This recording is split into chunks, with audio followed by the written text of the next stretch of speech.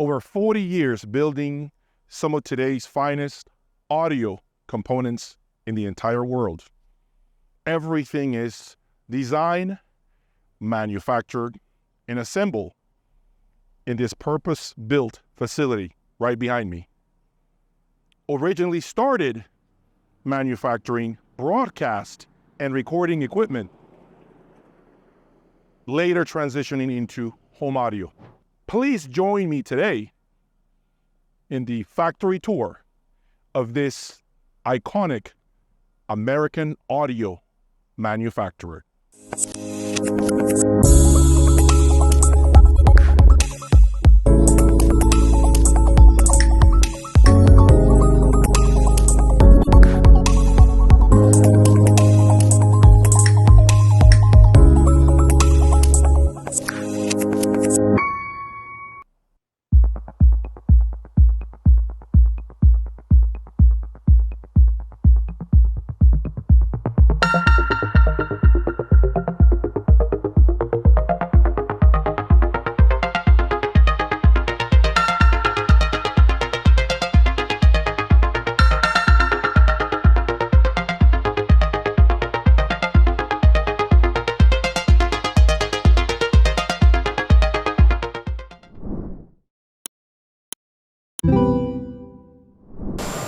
Okay, let's check out the machine shop. It is very loud. I am hoping that the audio does not clip. I'm trying to speak into the mic so we can just have a feel for what's happening here. Let's go, guys.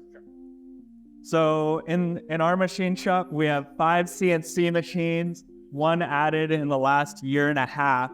So we've made a great investment to be able to do all the machining for our aluminum parts, our binding posts, and all of the internal metal too. You see, we do that in-house as well. All of that? All of it. Wow. So we have, I wish we had some bigger pieces of aluminum to show you, but we just ran a lot of heat sinks. So we have these smaller pieces, which will end up being front cams. So this is where it all starts when it comes to chassis. Exactly. So that's the raw metal before it gets cut. This is where it all begins. Where a Boulder amplifier starts, or pre-amplifier, or integrated. Okay, so then from here it goes where? What's the first step? So the next step is loading into these machines, and you see that there's vices here.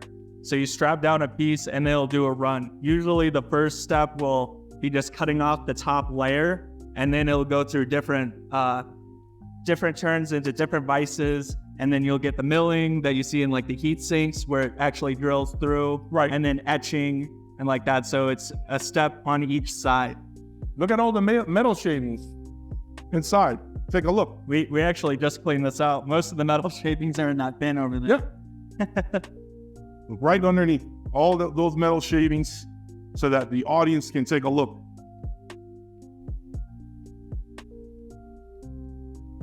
Awesome. Okay. So you see here, these are some of the bits that we use. So there's more on the other side, but these are ready to get loaded because different bits do different processes. Okay. Yeah. So once that happens, next step, this is cool. Yeah. We gotta get this on camera. So this is while it's actually running. You see that there's coolant as it's machining that keeps the bits flying out. And so it's not getting stuck in the bit that's turning. And so you have the coolant and the spindle going at the same time. So, see if you can get a shot of this. This is important. So in here, we're doing a rear panel of a 3010.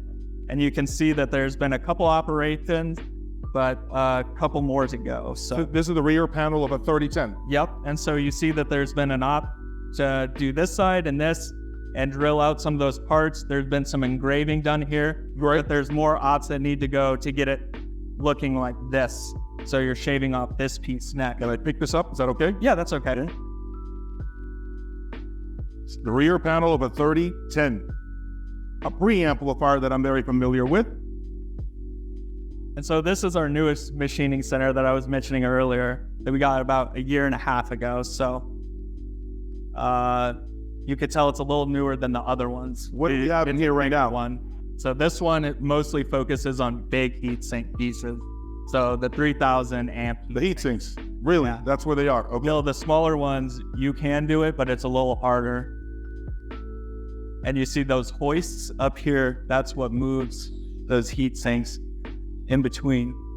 And then the final operations and big milling is done in here. Right. Wow, there's so many things going on. And in here, what do we have in this one? It looks like some 2110 front panels, as you can see. So right now, 2110 preamplifier front panel. So look at this. Look at the thickness. No wonder why this weighs so much, over 100 pounds for a 2110. Look at the thickness of this aluminum piece. Crazy. Absolutely. We do have an area too back here that might be a little bit quieter. Sure. Let's check it out. More metal pieces that we can show. Come on in. All right. And we are here in which room? So this is after it gets off the machines. This is kind of storage, waiting for the next step. Some of these pieces have been sanded, some haven't. So it's either in between the sanding process or the blasting process. Okay. This is what? This is the top? This is the bottom of a... So this is the base of a 3000 amp. So for 36 or 30. So the bases are no longer granite. Right. So we do it in aluminum now. The granite bases, they had some issues with breaking. And so we have the machines to do it ourselves. So we figured... Wow. You have to see this. In case you have a Boulder 3050 or 3060, look at this. They now have aluminum bases. I feel like I need to do something about this because I have the old school ones, okay? So aluminum bases is great. Man. And so it's got to be, wow. You can see the machine marks on here. So all of these lines, that gets sanded out, and then the blast gets it to have a nice finish. So that's the next kind of steps of the process. And then this goes out to get painted. That's one of the few things that we do paint. Wow. Absolutely crazy, man. This is insane. Okay. And here we have you can see all of these metal pieces. We do some 812s here, 866 heat sinks. 812 front panel. So in case you're wondering how your 812 is built, look at the piece of aluminum, front plate, okay? And this is a design that I've always liked, but the 1100 series, so that's the front panel. For an 1108. Yep. Phono preamplifier. And so all of the 1100 series have this design on the front, and that's a topographical map of Flagstaff Mountain, a mountain nearby. Oh, wow. So one of our machinists here, he's into mountain biking, and he had a map out, and he thought it would be a cool design for a front panel, and tried it out, and it looked cool, and we said, let's do it. Amazing. No, I love it. I don't want to break anything because, I'm not necessarily too delicate with things. Sure, but I don't think Boulder products need to be handled with like baby hands. I think they like to be handled strong. So we do some of those big pieces, but we even do little bracket pieces too. This would go and hold the top cover on, so it would go on a heatsink board on the top, and there's screw holes so you can tighten the top cover to the rest of the chassis. So all of these little brackets, little tiny pieces, big pieces, we do it all here. Incredible. So everything gets finished and put here, and then from here you all get the parts and begin to assemble chassis. Yeah. So anodized, right? It gets from here. It gets that finish. Yep. So we do the blast process and the sanding. So I can take you to that next. So we're gonna do the blast process. The blasting process is so cool. Let's check this out. So before we get to blast, we'll actually do sanding. Sanding. Okay. So this is where the sanding takes place? Yep. Wow. Okay. So every piece of metal gets hand sanded at these two benches. So all of those machine marks that I showed you on the base, those lines that come across it, right, that's what gets buffed out here. So let's see if we have anything kind of in the works. Yep. Something like this. 2110? Yep. So it kind of has a rougher finish, as you can see, but that's what the sanding does, is getting out those lines. Got it. And then the blast will take out that roughness and give it that nice. So these lines now turn into that. Is that what you're saying? That you see how this has lines, it doesn't have any lines? That's what's happening? Well, this has been sanded and this has not been sanded. So you look at the difference here. This is important. Not sanded and sanded. See, the finish is different. Okay, look at that. 2110 front plate. Okay. And so from here, after things get sanded, they get put on an anode. And that's what all of these here on this shelf are. What are we looking at right now? So anodes, here I can pull one out. Every piece of metal has a different anode. This would be a bottom plate for a 2100 series power supply. And so what it is you have these screw holes, the metal gets strapped onto here and then would go to the blast chamber because there's a vise that holds these into place. And the reason for us using anodes is after the blast process, you don't want any fingerprints on the metal. The oil from your skin will get stuck underneath the anodize and show up in the final product. Wow. So this is to keep hands off, essentially. Makes sense. That makes a lot of sense. You can see here, there's so much. 1110 rear panel. Yep. So Yep. every piece of metal has a different anode. Right. Yeah, let me see that. There's so much going on. I cannot believe the amount of aluminum that you'll have in the house. It's just incredible. Yeah, there's a lot going on. So we can go to the blast chamber now. Here's some more finished sanded pieces. I have a question for you. Sure. I think this is something that some of my viewers might be interested in knowing. So much metal lying around, aluminum lying around. How hard is it? I mean, with the COVID and everything that happened, how do you guys make it through COVID? We were not, being so difficult. It was getting so expensive. All the aluminum was it was skyrocketing. What did Boulder do? What did you all do during those times? So luckily we have very good aluminum suppliers, and the price definitely went up during COVID, but it also went up when the war in Ukraine started too.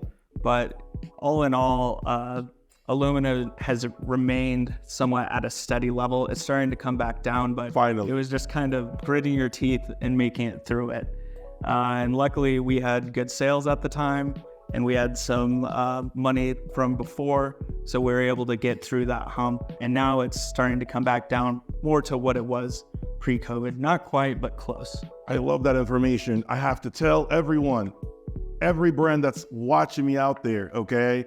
Aluminum is starting to come down. So I'm glad that they're being so honest and transparent about this, because this is not something I typically hear from other brands. They're keeping it real. They're telling us aluminum is finally starting to stabilize to what it once was. Okay, so stop using the cost of aluminum going forward to keep jacking up your prices tremendously. That's no longer the case. I know there are other things associated with manufacturing a product. Labor is getting more expensive, other things. But the aluminum seems to finally start to come down. Let's go to the next one. Sure. So after the sanding process, then you go to the blast chamber, which is here. So that's after it gets put onto the anode, and I can actually step up in here and show you. So you can come on. It is a little slick from the glass bead blast, but It's not too bad right now. See if we can definitely speak a little louder in here so they can hear us. Wow. So this is the blast chamber. Yeah, everyone. Blast chamber. So those anodes that you saw before, this is the vise that will hold them. They clamp down here, and then this moves in different directions. It's locked in place right now, but this hose is a mixture between water and glass bead blast, and that will give you the finish on the product and take out those sanding marks. So all of these little bits are... So what do? You just grab this thing, pick it up, and... Yep. That's a job I would like to have. You need a full suit. Too hot. It's like a hazmat. Oh, man. Essentially. I thought that would be a lot of fun for me, but no, it seems like it might be a little too much for me. That's great. Okay, so where to next? And so these are the packs of the glass bead, and the reason we use glass beads is it gives a more uniform finish, because if you're doing rock blasts, rocks aren't uniform. And so you'll get chips or indentions, but this is all uniform, so you'll get that same finish. Beautiful. Wow. And that's what Next. you can see here. So these are, after they come out of what we just saw, Yep. this is what it looks like. And this isn't what you would want to get a fingerprint on. Of course. So this is before the anodize process. They get put into these crates, and then anodize is one thing that we don't do in-house. We don't do anodize and we don't do raw boards, but this is right before it leaves to Denver to get anodized, and then it'll come back for assembly. Great. Okay. Let's see what else is next. All the metal shavings, in case you're wondering if they recycle, there they are. Metal shavings. It is important. So, okay, what are we looking at now, Logan? What happens in here? So we're going to the testing area, and every single Boulder product gets tested here. Goes through multiple different tests. Jameson will be in there, and he'll explain some of what those tests are and why we test for it. It's also partially our service area, so any Boulder products that are coming back go through techs and an engineer. So an engineer is always looking at something that's coming back here. Ideally, we will swap boards instead of bringing a unit back, but sometimes the unit does have to come back. And so, Can we look at this really quick? yeah, of course. We have to see this. So here's some 3000 amps Oh, in the process. Let's. Oh, wow. And so we build them on engine stands so they're easier to move around. And you turn this crank and it tilts them too, so it's easier to work on. And so if someone's leaning over it, they don't have to lean into the amp. And if you drop a screw or something, you can wheel it all the way around until the screw falls out. Look at the inside of these things. We have to be able to, we want to see those transformers. People were asking me. Hopefully we get a chance to take a look at one And then somewhere. here, you might get a better look. Oh, right okay. here.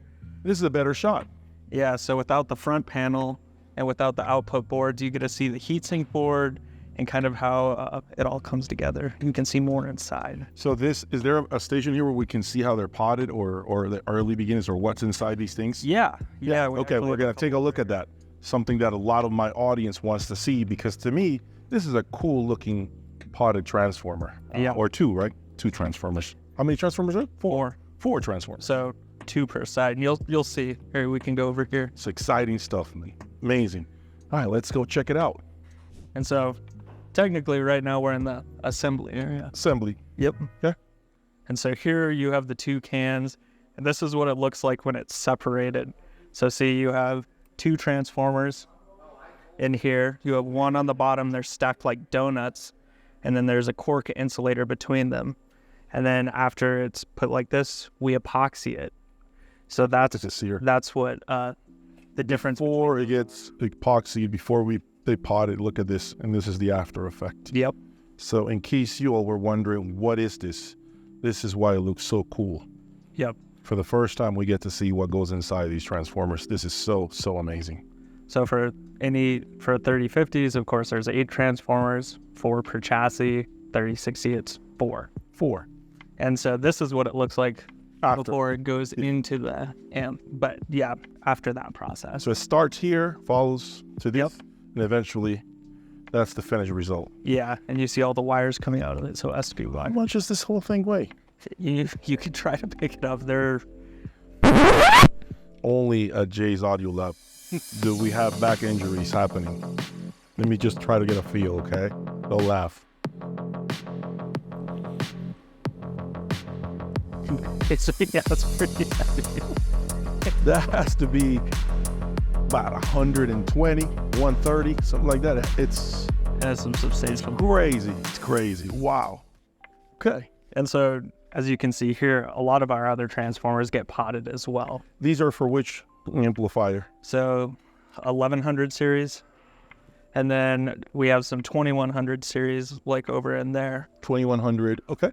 Yep.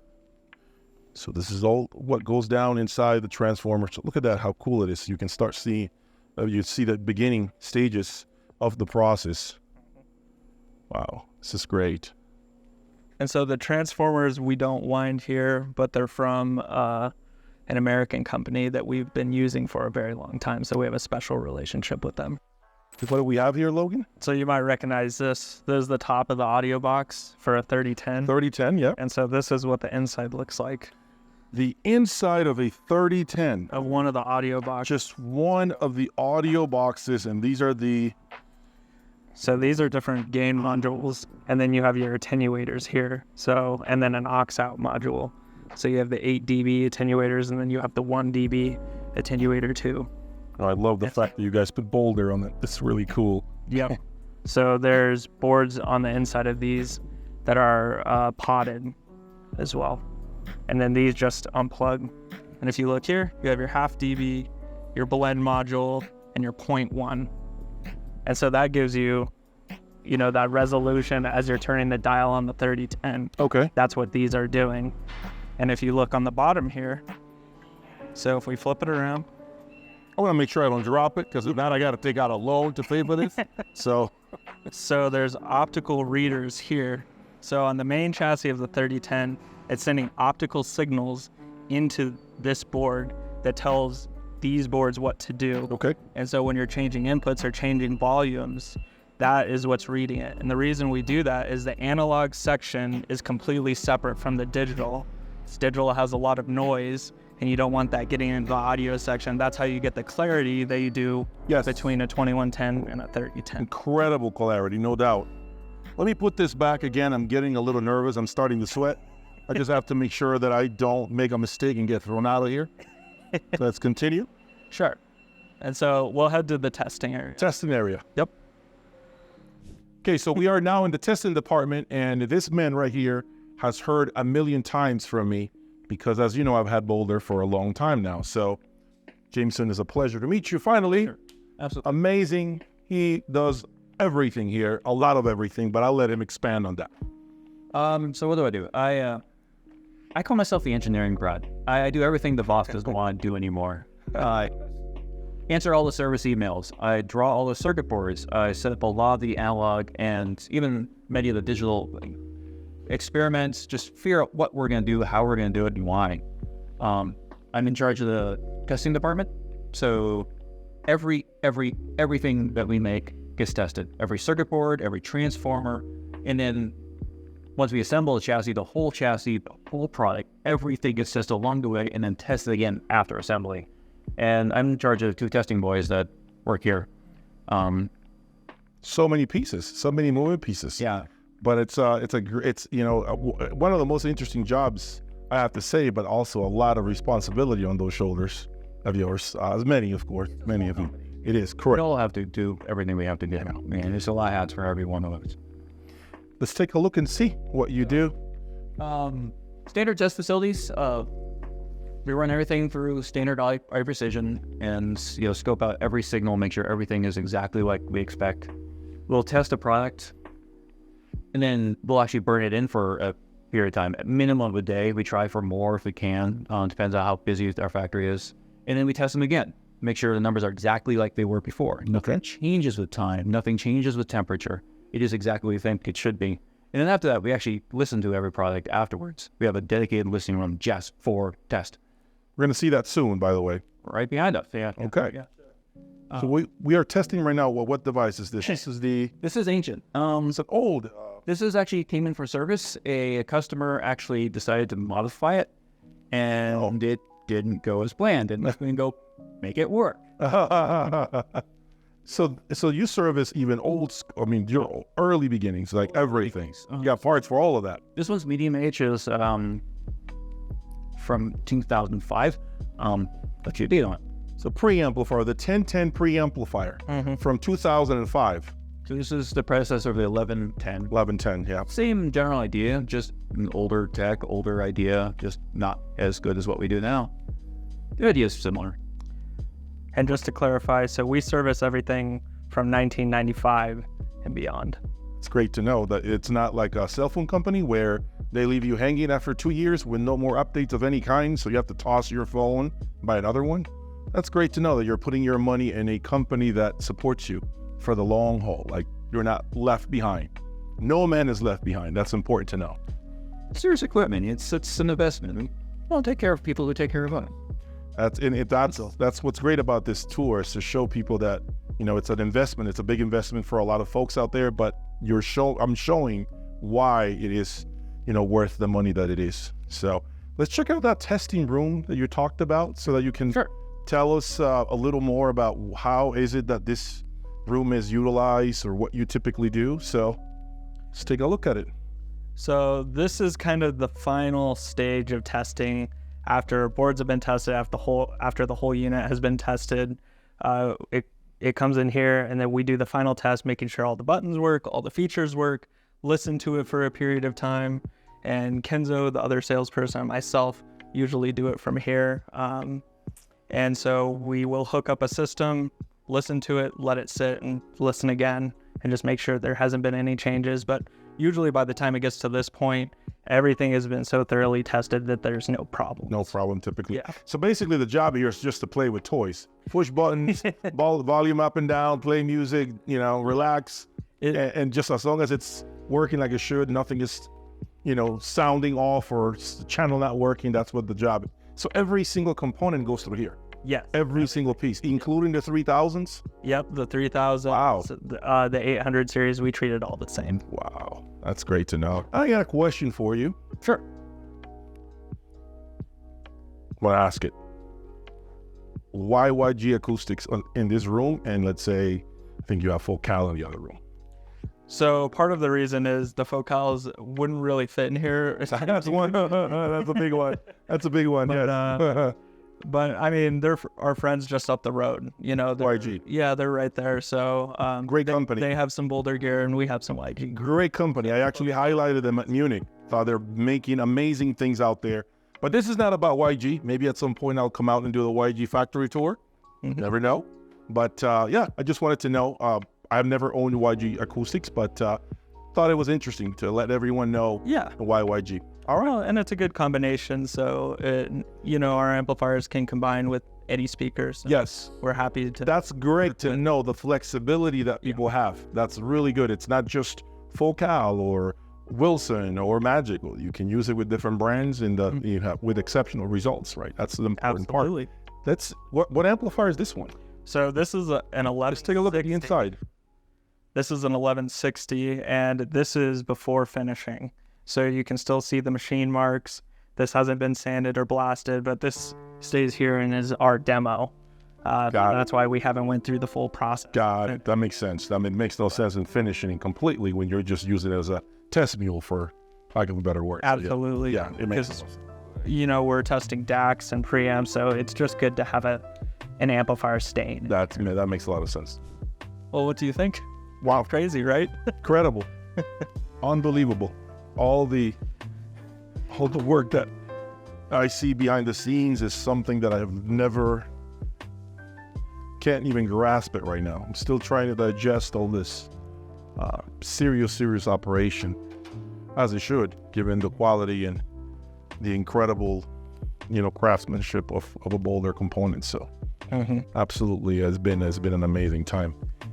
So, okay, so let's go look at the sound room. Sure. You guys want to know? Follow me. All right, let's see the room that you have seen on Google Images for a long time, the Boulder sound room. Follow me. Of course, no surprise, 30-50, 30-60, 30-50, actually 30-10 and 21-10. You got everything here, basically. Okay, do we have enough space in the trunk of the car? I think we need to take this one home with me, because I've been trying this. I've been looking to try this 2110. Rumor has it, although it is, already outdated, right, by digital standards, as we know. Rumor has it this is an amazing piece. I haven't had the chance of buying it, owning it, because there aren't that many. They're pretty scarce, but I'm just hoping that Boulder has like a 2120 at some point. Now, they haven't told me anything yet, okay? They haven't told me there's a new one coming out. I want you all to start that conversation about there's a new model coming out, okay? They're not telling me that here. There's no plans right now. There might be at some point, but right now that's not in the near future. I wish they come out with this though, because man, it looks so cool. Okay, and of course, follow me. The speakers, the loudspeakers that they use, a speaker that I have seen at shows in the past. Focal Grande Utopia. Now, this is not the Evo series, okay? So yes, it is not. They are about 10 years old. Because, of course, something that Jeff told me, which was quite interesting today. He said to me that it's about the speaker and how the speaker behaves in the room. It's got to do with that, the ability of the speaker essentially to have the right bass, soundstage, and of course, that's not the case for every speaker out there. So he felt that Focal, the Grande Utopia specifically, sounds phenomenal in this room where they have been for the last 7 years, and in the previous room from the other facility that they had in Boulder, Colorado. Okay, because they have been in Louisville, Colorado for only 7 years, and they brought him back, and here they are, massive. I mean, look at this, huge speaker. Never heard him, and today I'm gonna get to hear them and let you guys know what I think about this speaker with amplifiers that I know quite well. Of course, before you start asking me, and I'm going to answer questions right before they start, what cables are they using? What cables is Boulder using? I don't know. I'm going to let Jeff talk about what cables he's using. I really don't know what cables these are. Never heard of them. Rumor has it that it was Siltec at some point. I'm here to tell you, no Siltec cables are being used right now. Okay, and check out the connections to the wall. Look at what they use. Now, I never did this with my Boulders, although they urged me to use this for my wall. I never did, okay? And ask me why I never embarked on doing that. I'm sure there are so many sonic benefits to doing that. I just never did. But here you have it. We are about to sit down and listen to this room, and of course, bring you the interview with Jeff. Welcome back, everybody. Thank you for being here with me today. I am sitting next to Jeff, the owner, president of Boulder Amplifiers. This is the first time you see an interview with the man behind some of the finest audio components in the world. Thank you, Jeff, for being with me here today. Thank you for coming. Appreciate you giving me the time and just, allowing me to see what you have going on here. It's been a long time coming. Yeah. I've had a lot of your amplifiers and preamplifiers for the last 16 months, I would say. They've never let me down. I went on record as far as saying that I think you make the best amplifiers built in America. Well, thank you. And I must say that since my channel is about being raw at times, took a lot of heat for saying that. But I'm sitting here saying it again. I do believe that Boulder makes the best amplifiers built in the United States. Okay? So let's get right into it. Some of these questions are questions that came from some of you, and of course from me, questions that are quite interesting, I must say. So let's get started. So tell us about the company. When was Boulder founded? We started shipping products in 1984. We had some prototypes before that. We call that the first year. So almost 40 years now we've been doing this. 40 years. In Louisville, you have been 7 years, correct? It's Louisville. Louisville. But yeah, sure. We've been here 7 years. Yeah, we originally were in Boulder, but then we wanted to build a building. So we found space in the industrial park here in Louisville, moved in 2016, and very happy to have 23,000 square feet to do these things we do. Now, some of you may not know, but originally Jeff started in broadcasting, basically manufacturing broadcast and recording equipment, later transitioning into home audio. To me, that's quite an interesting journey. Tell us a little more about that. The broadcast was an opportunity for me to moved to San Diego and work with Pacific Recorders and Engineering at that time. Was a well-known company for doing the very best audio equipment in the broadcast world, both radio stations and television. So we built turnkey systems that were all the way up to the transmitter, furniture, tape recorders, mixing boards, everything you needed to do that. From there, I met Dean Jensen, as I told you earlier, and I transitioned out of that business to do my own thing because I was an employee there, and started Boulder Amplifiers based on some ideas that Dean and I had. So that's really the transition. Then at first I sold them into professional audio, but I discovered it was very difficult to make money selling things to the pros. The pros never have money, and especially in those days. So over time, we transitioned into doing home stereo. Now I consider us to be really in the luxury market based on what the Asian customers that we have wanted. We first started going into Japan in 1989. I've had the same Japanese distributor there for 34 years. Wow, never knew that. At that time, Japan was flying high, so the other Asian countries, China, Hong Kong, Taipei, Korea, they saw what was happening in Japan and they would follow. After that, we quickly had distributors in those countries as well. So I built the business that we have today by selling first in Asia. That's interesting to know. Tell me something that has been very, very curious to me.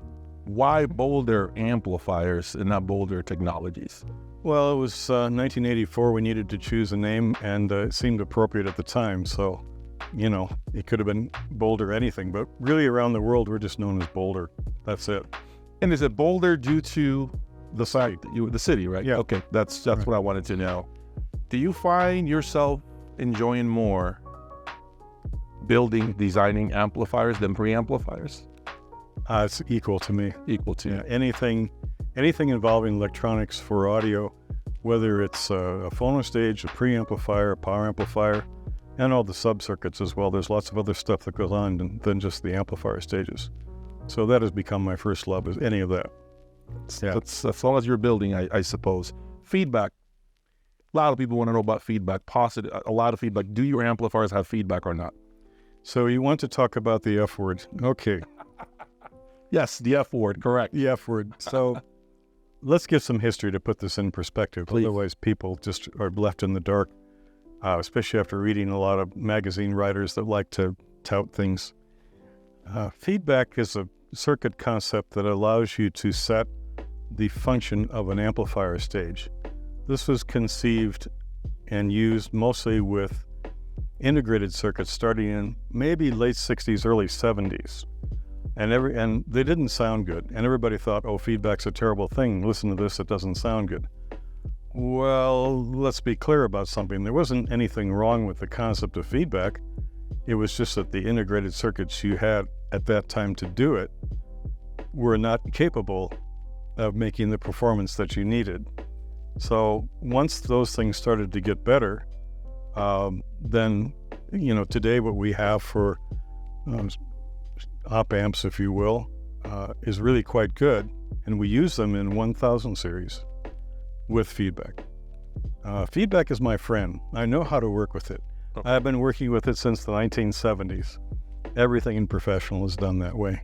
Okay. So some of the marketing departments have taken over and said, oh, we've got feedback-free designs, no negative feedback, blah, blah, blah.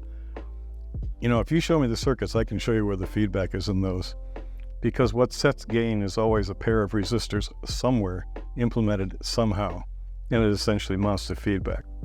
But I think people should not be scared of it. I think it's time the audiophile community grows up and learns to understand that, I've got thousands of customers that like what we do, they like our sound, and a lot of the performance you couldn't do without feedback, especially if you're driving a loudspeaker. I'm pointing to the speakers off camera here, sorry.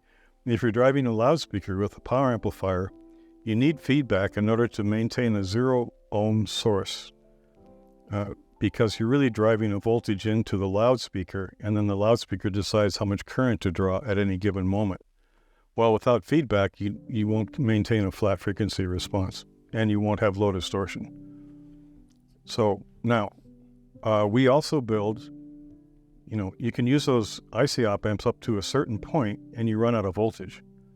So for bigger things like power amplifiers, even our preamplifiers, our 2000, 3000 series preamplifiers, we want a higher voltage rail so we can swing more voltage. We actually build an amplifier stage, a gain stage, which is an operational in function to do that, but we have to build it out of discrete parts. You can't buy it off the shelf. So we do a lot of that still, and we've been doing that for since the mid-1990s. One good question here that I want this question answered. Sure. Just for you, Jay. Is Class A really better than Class AB, in your opinion? Let's weave that into a discussion about how we approach building amplifiers. Okay, sure. What we do on our power amplifiers is we have two stages that are completely independent. We have a first stage that gets most of the voltage gain. And then we have and it also buffers pin 2 and 3 on a balanced input. We haven't built a product with an unbalanced input since the early 90s. We just don't do that anymore. You cannot get the performance you need without going to balanced cables. You will always have hum and buzz. There's just no two ways about it. Okay. So balance is the only way to go. That's why pros have done it for decades. Okay. So we have a buffer stage that buffers. It's actually two stages that are married together in a special configuration. We buffer pin 2 and 3, which are the plus and minus inputs off the balance cable, and we look at those. That feeds into the output stage, which looks at the difference between those and then generates the signal into the loudspeaker. Now, the output stage, because you classically want 26 dB of gain through the whole amplifier, but since we've gotten most of the voltage gain in the first stage, the output stage can be very low voltage gain. Now, why is that important? Lower voltage gain in a stage that's got big transistors, which can't move as fast as smaller circuits. You have limited bandwidth, but if you reduce the gain, you can have a lot higher bandwidth. So we get like 200 kilohertz bandwidth through the whole amplifier in our big amplifiers, and a lot lower distortion, because guess what? I have that magic feedback word to come back in and correct distortions, and that's how we get really good sound.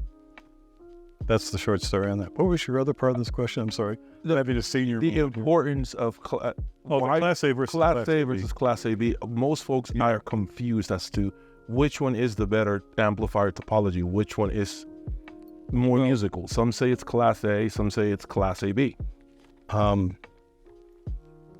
Boy, that just really depends on the implementation by a given product. So I don't think there's any cut and dry answer on that.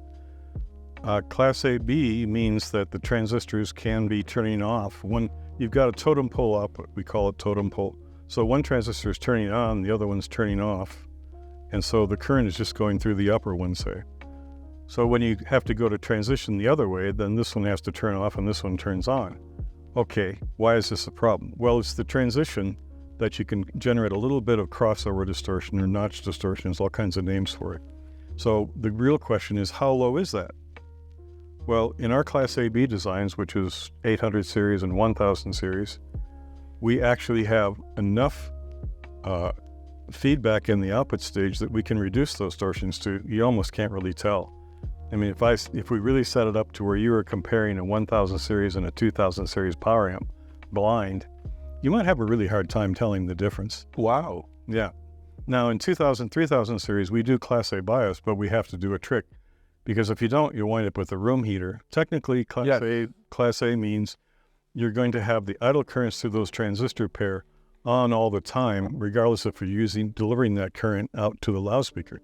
Well, you're going to wind up with a 5 kilowatt room heater. Nobody wants that.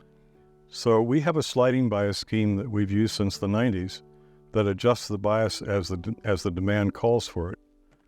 And that's why we're able to do Class A performance without having a room heater. So it has to do essentially with the way you implement the technology. So there is really no right or wrong answer when it comes to Class A. Correct. Yeah. Class A being a nutshell.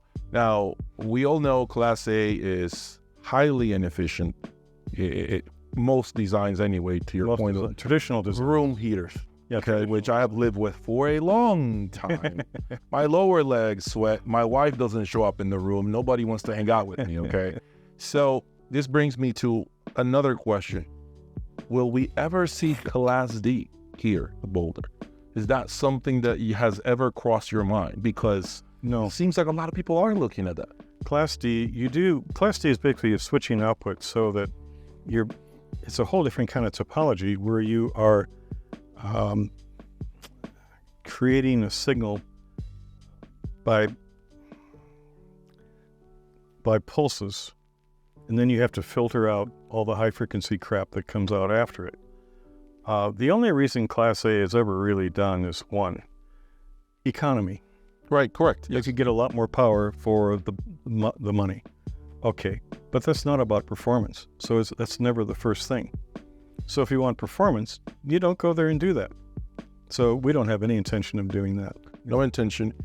Do you have any intention of doing, and I've seen a lot of these now out and about, battery operated preamplifiers?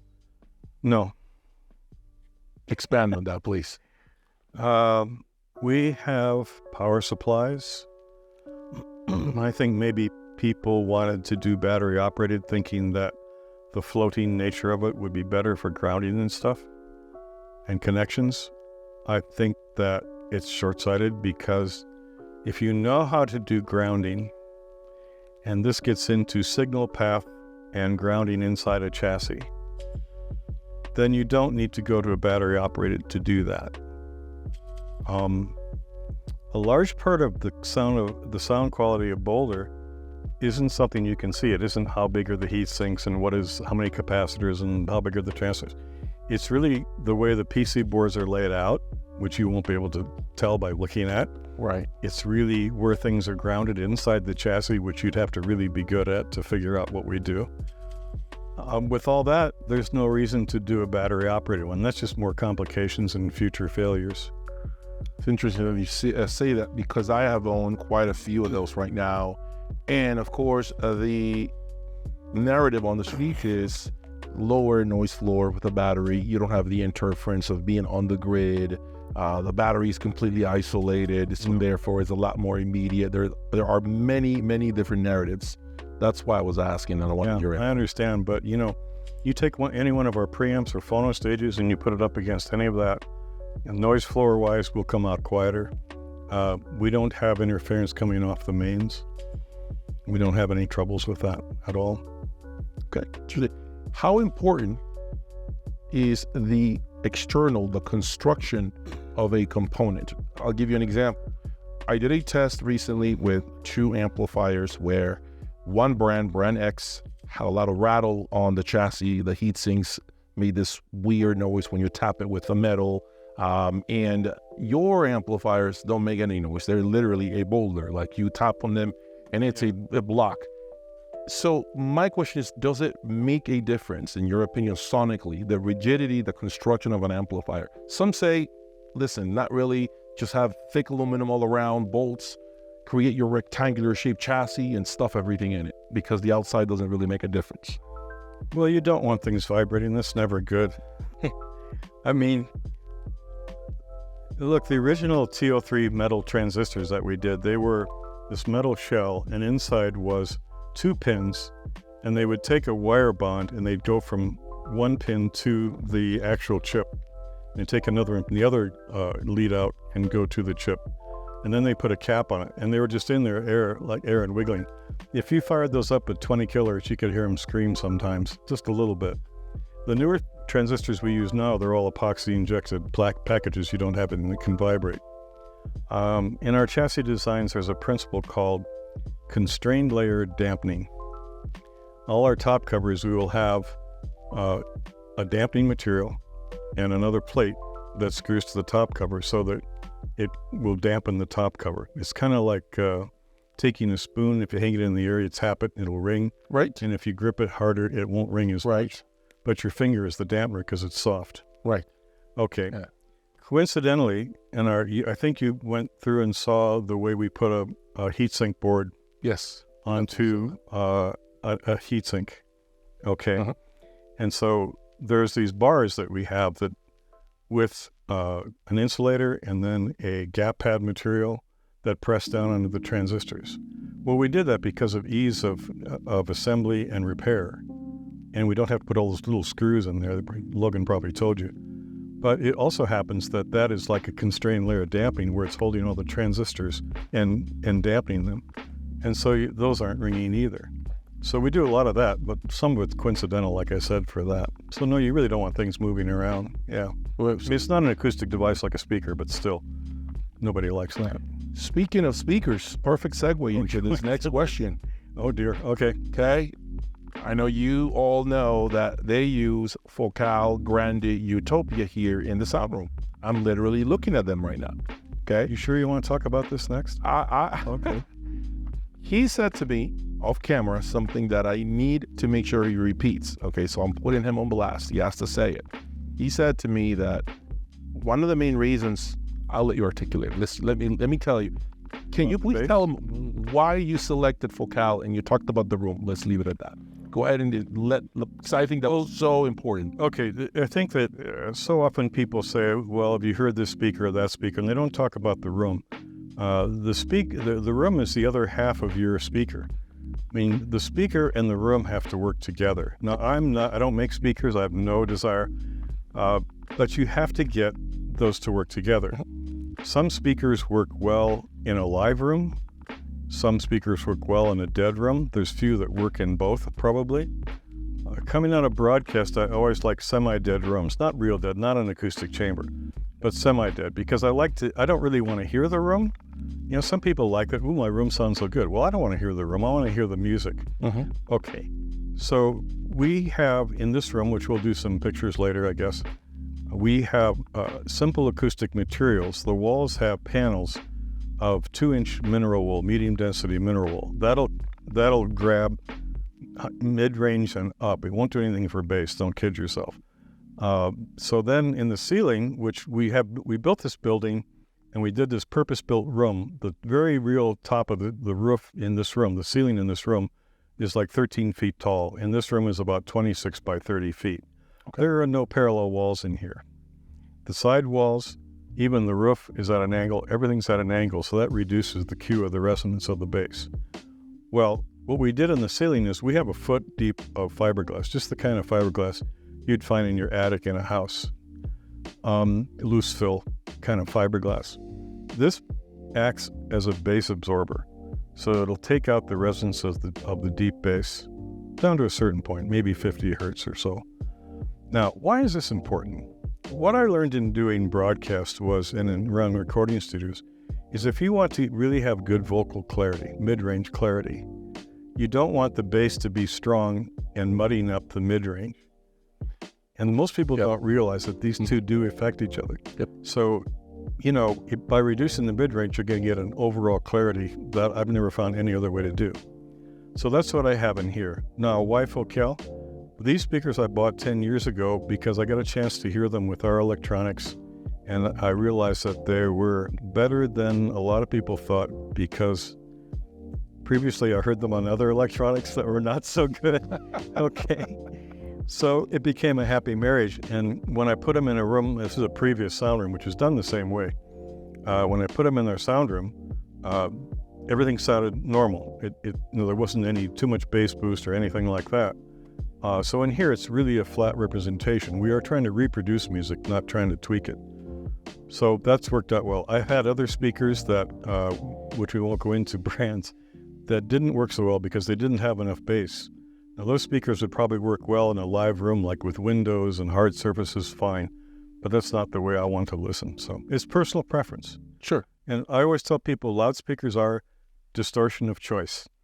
You have to choose what you want to be wrong with the speaker that you're buying because they're never as perfect as we can do in electronics. You talked about measurements. Have you had this room measured? To be honest, no. No. Okay. Yeah. And when you build electronics, when you build your amplifiers, do you ever voice them? Or do you, because there is some of that happens with some brands. No. Never. So you basically do the best. We build a product that makes the output signal resemble the input signal. So you don't try to change it. As neutral as possible. As neutral as possible. Anything. Yeah. That's something I've said many times to my audience. I've always said it, and those of you who have connected with me said that one of the things that I have it just instantly picked up about Boulder products is that they are like a blank sheet of paper. There's nothing in it.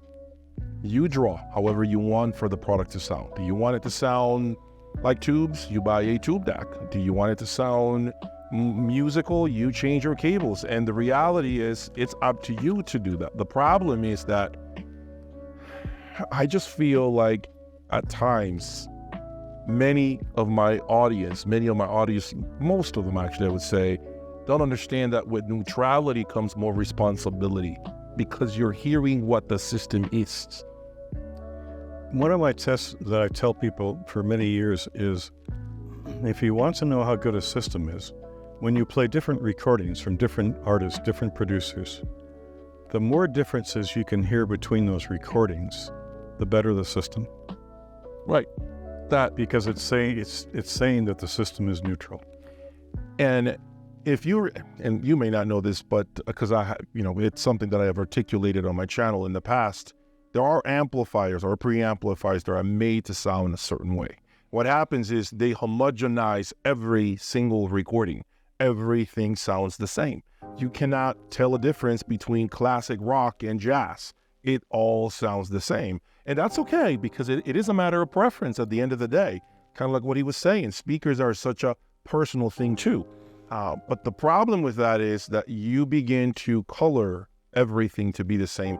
I always use this analogy. It's like you're putting ketchup on all your meals. That's my analogy. Well, Not going to be able to, you can buy a $300 or $400 steak, and if you put ketchup, you killed it. So I am in alignment with that. well, I always say that, it's like tubes. Why do people like the sound of tubes? Well, because basically they sing along. You do. And everybody says, oh, well, the second harmonic's on pitch, but then the rest of it's not so good. Well, if you actually got into the math of it and looked at the musicalness of it, the third harmonic is also on pitch. I don't know if you're musical, but, the second harmonic is an octave. Okay, so if you play a C, you get a C. That's an octave. Okay, if you have a fifth interval, you get a G, except it's an octave higher. So the third harmonic comes right out at the fifth interval. Well, what's the fifth interval? It's in every major, minor, and so many chords. 90% of what you listen to, I don't care what kind of music, you're going to have a fifth interval. So that's why tubes get away with it. They will be adding these things where they sing along, and people go, oh, listen to the Bloom or whatever. Okay, well, it's your money if that's what you want, but I think you should understand what you're buying. And it is like you said, except the way I say it with tubes is, you go have a 5-course Italian meal and you take the sugar bowl and you put it on every course. After a while, you get sick of it. You do. Okay. You do.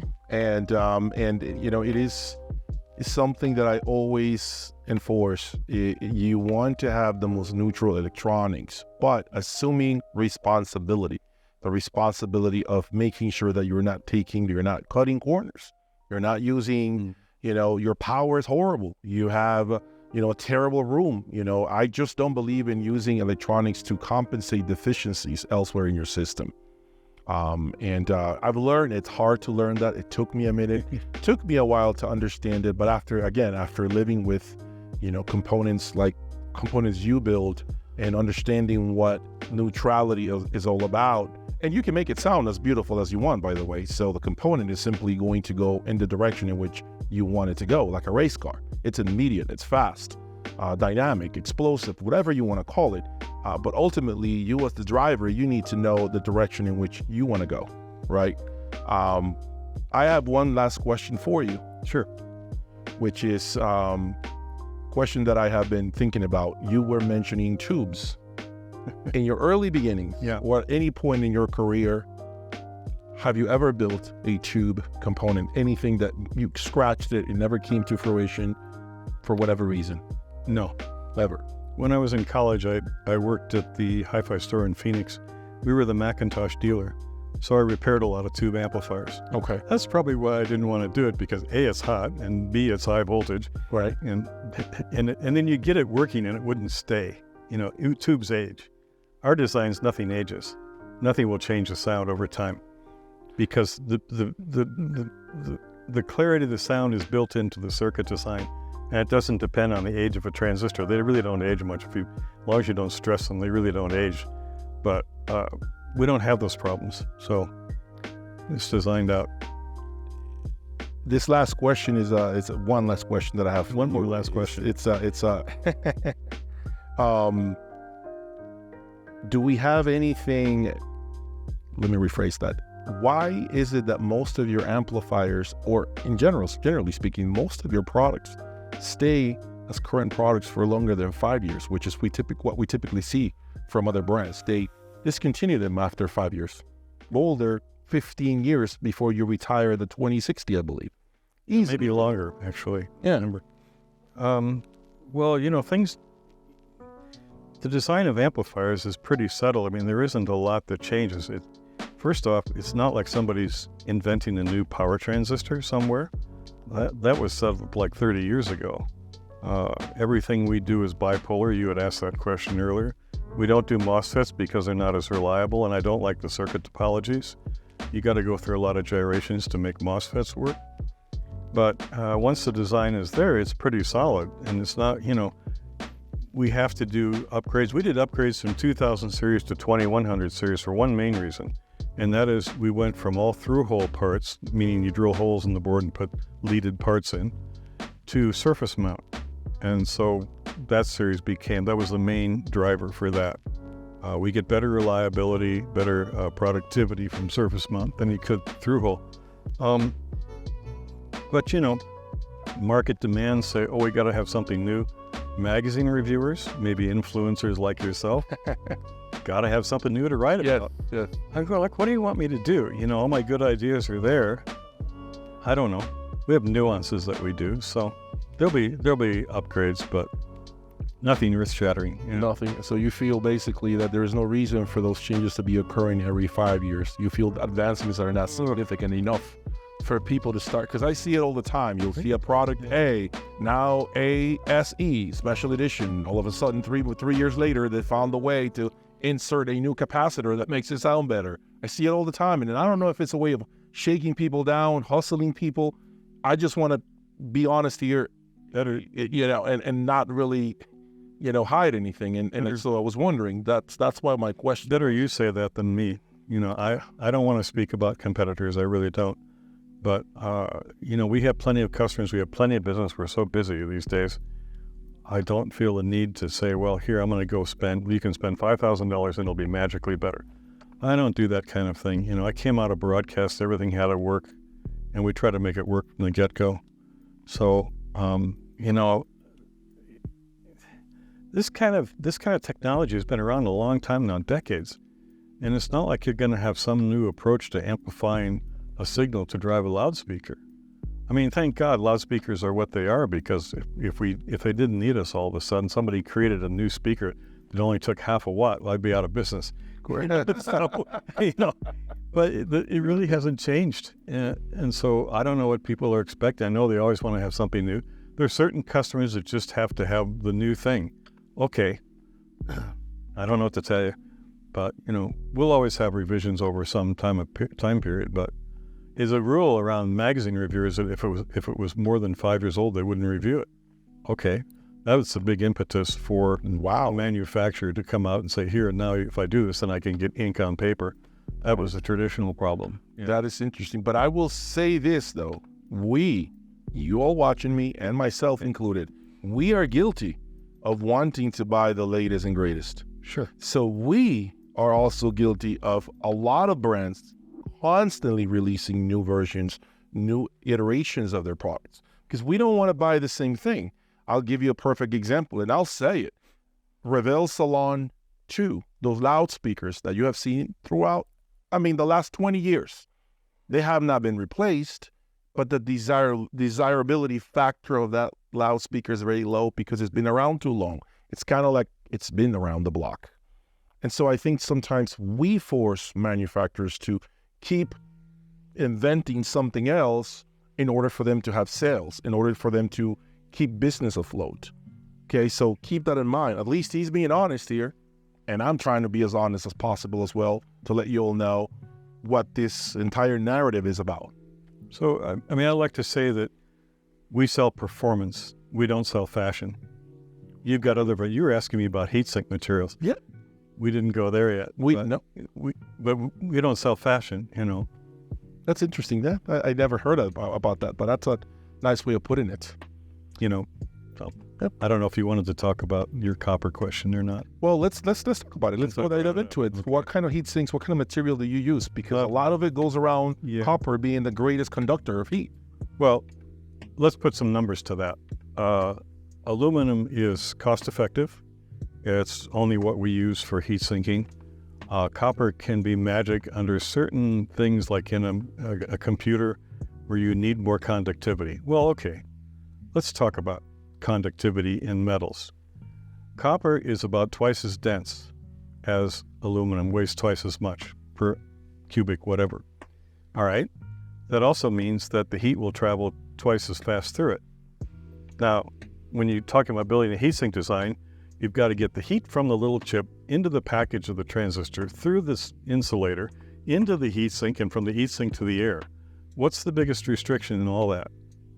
The answer is, we call it thermal resistance, just like Ohm's law. We call it thermal resistance between the heat sink surface and air is the biggest problem. So you just need a lot of surface area.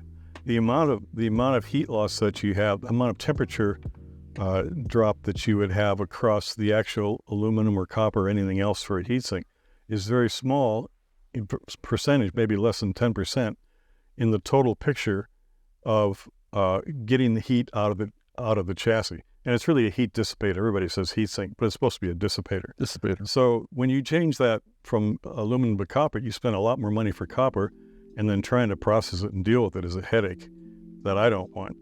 And you get very little for all your effort and your expense. So we're happy to stick with aluminum. It's the most cost-effective method. Great to know. Well, Okay. Well, there you have it, guys. I hope you all have enjoyed this amazing interview, this opportunity to interview Jeff here. Boulder Amplifiers in Louisville, Colorado. Thank you. I appreciate the time. Okay. Thank you for coming. Yeah. It has been an amazing, astonishing experience. Ken, thank you, for this opportunity. Okay. And hopefully we can do this again in the future and see what else Boulder has. Come back in 10 years. Thank you all. Continue to subscribe. Until next time, peace.